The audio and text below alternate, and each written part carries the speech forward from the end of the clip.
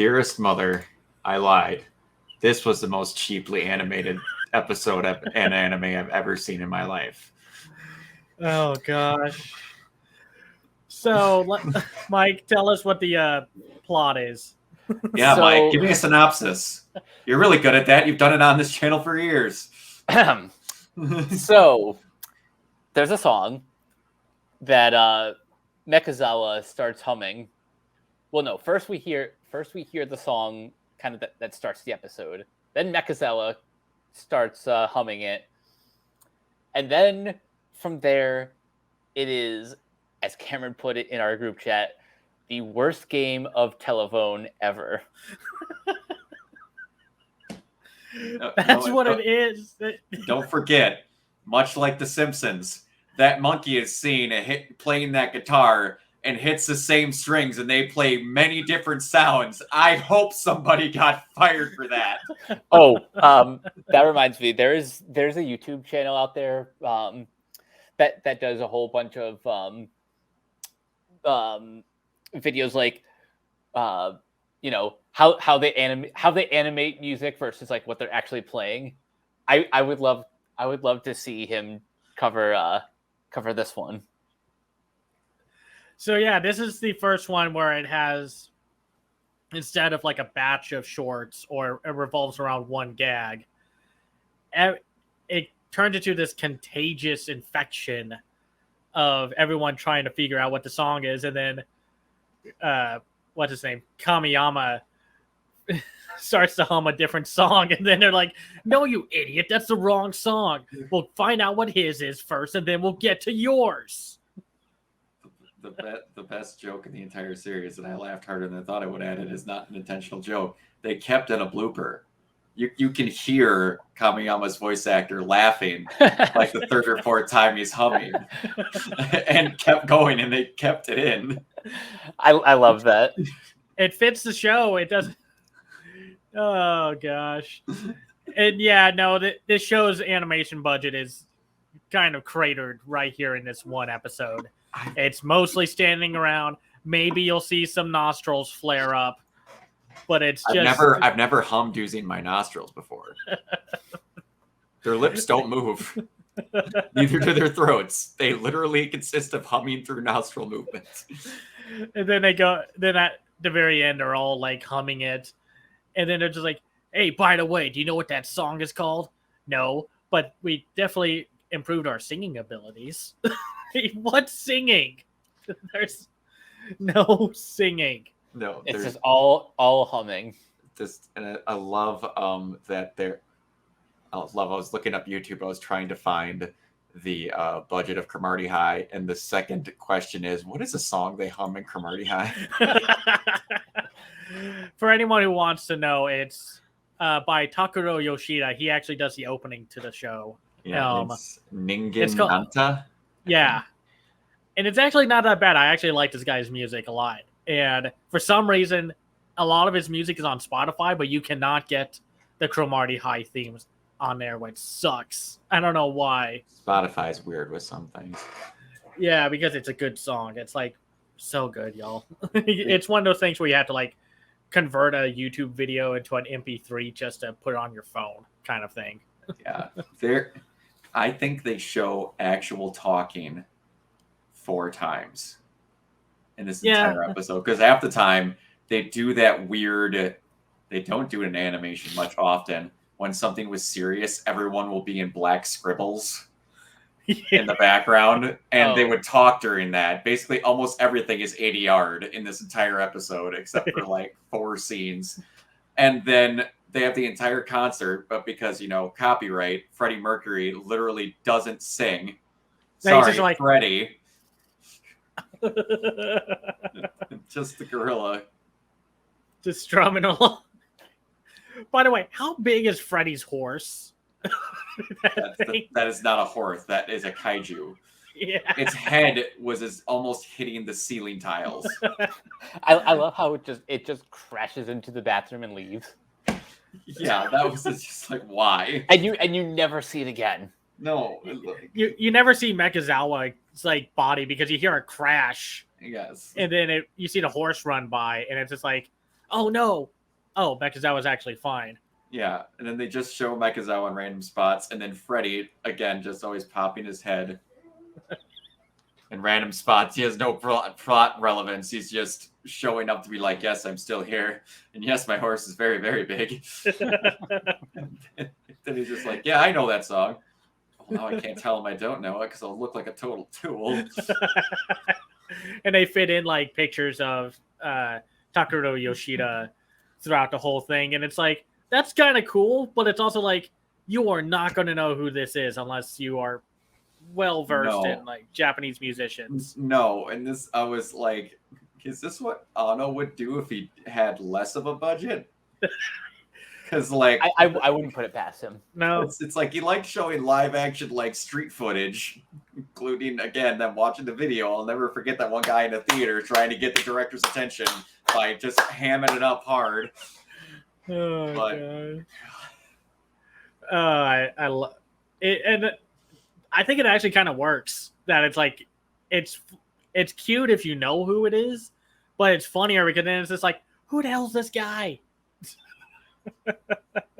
I don't. I don't know. One thing that I kind of noticed is that Freddy looks like Mike.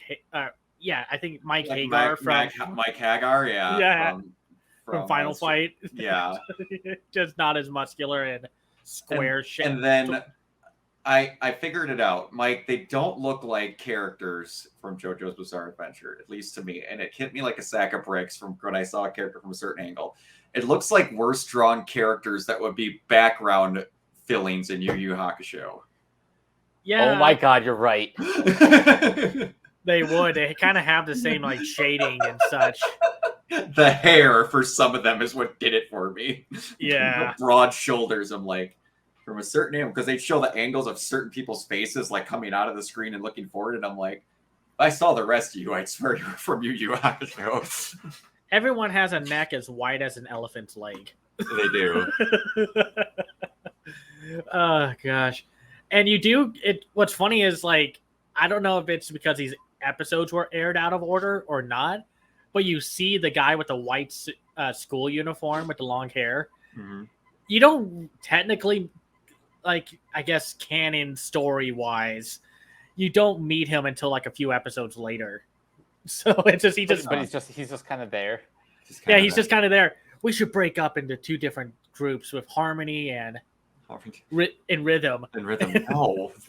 No, that's not the point. Right. Don't know what the song is. So now that we've done 3 episodes, what are y'all's impressions so far? I'm loving this. I love it. I don't know what I expected, and I don't know if this is or isn't what I expected, but I like it.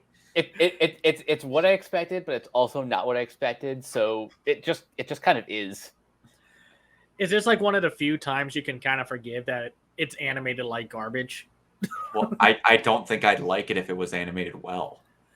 Same. Actually. Yeah. Does it actually work better in its favor that it's like mostly still frames for the most part? It does, because it's like, because I can't imagine that the manga's that off the charts. It looks, because a lot of this is based off of dialogue humor versus actual scene humor, and like just what's in the scene is what they're talking about. So I think like it's better, obviously, that it's that way. If it had like super colorful animation, it was well done, it would take away from the fact that they're making fun of themselves for being cheap. Yeah, that's 3/4 of what the show is. And when they do use some anime, exactly, there's not even been any movement, because then when they do something out of the ordinary, they comment on it, like when they're talking about being a schoolgirl and then he changes back. I honestly think it'd be worse off if it was animated well. It's interesting because it works here, but then you go to like Way of the House Husband, and it's a motion comic kind of situation for that show, and it's like it's funny, but it would have been funnier if it was actually animated instead of just a bunch of still frames with like one arm moving from time to time and such. But it works here, and I think it is because it's mostly dialogue humor. It is, and then it's like, because certain points where it does the opposite of what Kill la Kill does at times, in my opinion, where this is animated poorly, and then every now and then they do something stupendous. Where in points you get like Kill la Kill when they're doing the multi-city raids, where you get like the sumo or the football class where they all do a kick and the entire thing, they just have still frames of them going up and then hoi and kicking the ground at the same time, and it looks like garbage, but it's meant to not look good. It kind of reminds me of Mike. You probably would know about this Looney Tunes episode where they do like an invasion of the body snatchers kind of plot. Oh yeah, and they do like they keep going with like worse and worse animation as it goes on, and then they go to that one where it's like literally like still frames, but they green screen someone's mouth moving. I think it's called like Icebox or something. I just looked this up the other day, but anyway. Yeah, no, I'm glad y'all are enjoying this because I was a little curious because I don't know if y'all have covered anything yet that's like short form. Well, no, like not this. short form, no. Yeah, so it's harder to cover, but it's like I like stuff like this. I know maybe next time I'll give y'all a comedy anime that's 30 minutes and we can actually that has plot and such. That's like like I said, I've gotten to a binge now where like over the last year I've probably finished like 13 animes compared to the like 6 over the past 28 years of my life that I finished. But like me and my friend from Canada recently came to visit me and my roommate, and we watched Uncle from Another World. Oh yeah. Nice. The best part, and I wanted to bring this up because we watched the Evangelion films. Like outside of Sonic and like a little bit of the Dreamcast, my friend who showed it to me did not know a bunch of the Sega stuff like before watching it. And then I'm sitting there and we're watching the whole thing. And I'm like, man, it's just weird because it's like in there, they don't show any credits from, and I said this out loud, I'm like, they don't show any credits from Sega, and there's a ton of like Sonic references. And then I'm like, Shining Force and stuff like that. And then I'm like, well, that's weird. In freaking Evangelion, they do all this big product and show to show that Sega produced it, and I have no idea what it's like. And then all of a sudden, freaking like 4 lines later, he talks about how he learned his dating techniques from Evangelion. I'm like, ah! It's all come full circle. And my roommate's like, I did not know you were going to reference that. I didn't know you knew that was a thing. I'm like, I just did it for fresh takes like a year ago. That show is hilarious, by the way. I love Uncle from Another World. Well, we'll have to talk about that sometime for something else, but oh, absolutely. That's so weird. Yeah, no, it's great.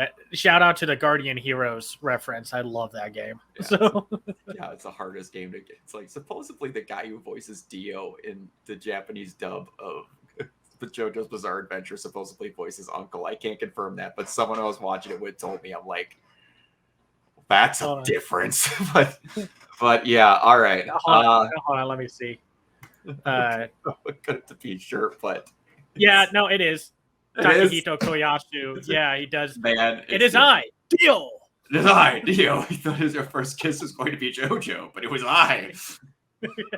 Man, you get many different forms of Dio as that goes along. But all right, before we get too far off track, Cameron, where can everybody find you? You can find me on Twitter at twitter.com/CamsEyeView.